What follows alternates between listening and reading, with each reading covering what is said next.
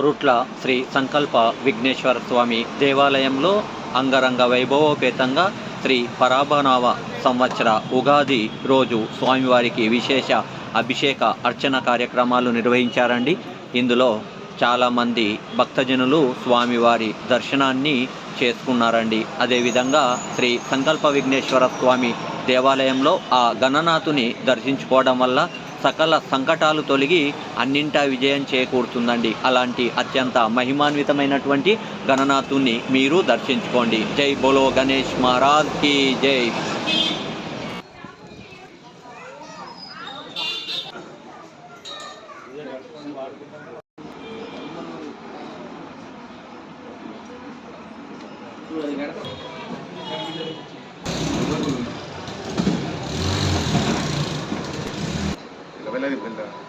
జై గణేష.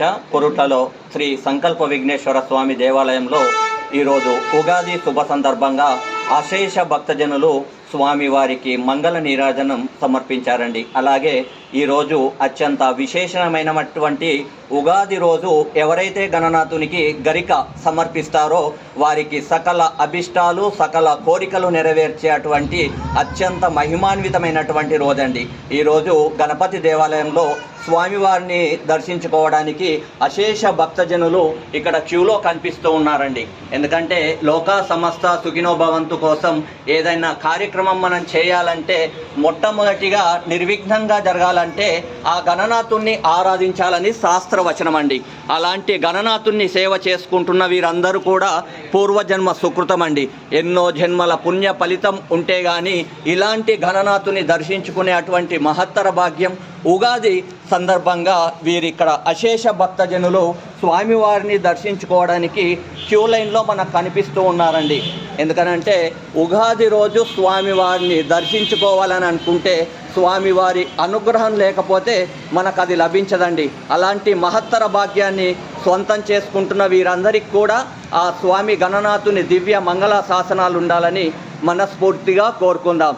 జై బోలో గణేష్ మహారాజ్ కి జై. బోలో గణేష్ మహారాజ్ కి జై. బోలో గణేష్ మహారాజ్ కి.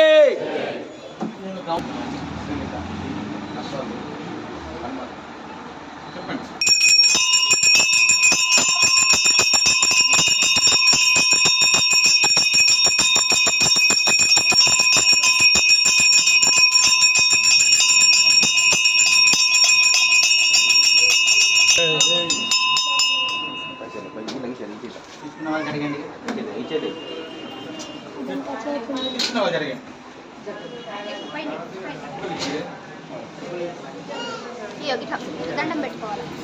అట్లా ఎద్దండి సరే.